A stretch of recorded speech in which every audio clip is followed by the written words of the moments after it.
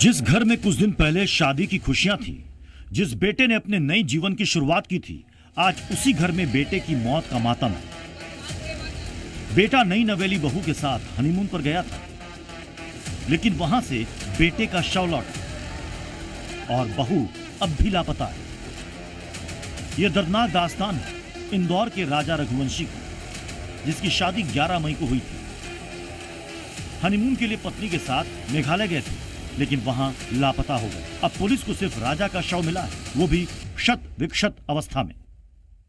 जब जांच करने गई सरकार तो ऊपर ऊपर देखती थी और हमको बताती रिपोर्ट में हम लोग नीचे हो चुके हैं कि वहाँ जब नीचे जा चुके होता कभी है तो पहले वो मिल चुका होता राजा कि गहराई 200 फीट से ऊपर नहीं मिली, बॉडी 200 फीट के ऊपर करीब मिली है। इस हिसाब से जो पहले ढूंढ चुके थे कहीं वो, या तो पहले पुलिस को पता था तो बॉडी सड़ने के बाद उठाएंगे वहां से। तो जिस परिवार ने अपना बेटा खोया, जाहिर है उस परिवार का हाल क्या होगा उसका अंदाजा लगाना मुश्किल है। परिवार में मातम है।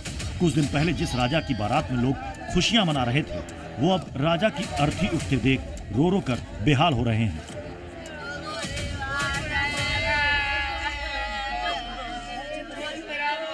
राजा की मौत कोई हादसा नहीं है, ये तो तय है, क्योंकि पहले संदिग्ध अवस्था में राजा रघुवंशी और सोनम रघुवंशी का गायब होना, फिर राजा का शव मिलना कई सवाल खड़े कर रहा है। हत्या की गुत्थी सुलझना भी आसान नहीं लग रहा। यही वजह है कि परिवार वालों ने अब मामले की सीबीआई जांच की मांग की है।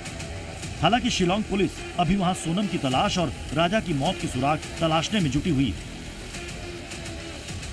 शादी के बच्चे के घूमने गए शिलांग कामे मंदिर गए थे। 23 तारीख के बाद के लोकेशन आखिरी मिली, उसके बाद से बात की बंद हो गई। मोबाइल स्विच ऑफ मिला भोगो बेटे के दोनों के।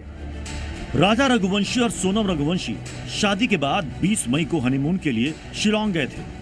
सब ठीक चल रहा था।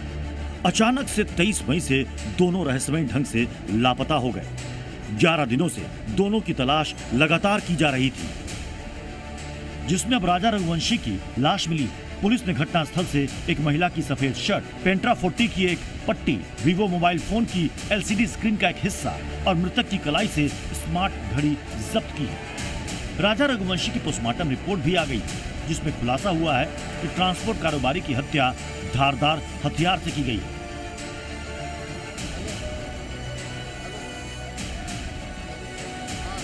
Now it's too early to say what's happening and how much we know and how much we don't know, because there's so many missing links and factors even now as we speak. So therefore it is very, very early time or early to say exactly how to move forward in the entire investigation. But as I said, we will leave no stone unturned, and whatever has to be done to get out the facts and to make sure that the people who are responsible for this should be brought to books, the state government will leave no stone unturned. इस बीच सोनम रघुवंशी और उसकी सास की आखिरी बातचीत की एक recording भी सामने आई है, जहां सोनम उस जगह के बारे में अपनी सास को बता रही है, जिस जगह जाने के बाद से दोनों लापता हुए थे। आखिरी बातचीत सुनकर जरा भी अंदाजा नहीं हो रहा है कि अगला पल इन दोनों के लिए डरावना होने वाला है। हेलो हेलो, हाँ मैं राजा का फोन चल रही हूँ। अभी नहीं हुआ, बस हम चढ़ाई कर रहे हैं, हम ऊपर चढ़ गए फिर फोन लगाते हैं। और आज तो उपास होगा फिर?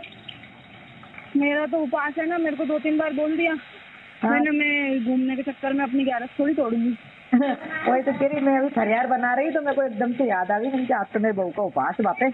जंगल है, पता, घोर जंगल है, एकदम खड़ी चढ़ाई है, चढ़ना मतलब उतरना भी खड़ा ही है और चढ़ना भी खड़ा ही है। तो वहाँ ऊपर देखने के लिए क्या गए? वो अंदर है, वो पहाड़ के अंदर। माना करी थी मैंने, तो सुनते नहीं।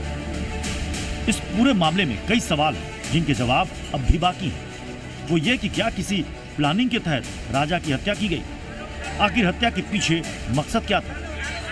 मामले की जांच शिलांग SP खुद कर रहे हैं। SIT का भी गठन किया गया है। ड्रोन से भी तलाशी की जा रही है, लेकिन अभी तक सोनम का कोई पता नहीं है। फिलहाल पुलिस लगातार सोनम को तलाश रही है। ब्यूरो रिपोर्ट, जी मीडिया।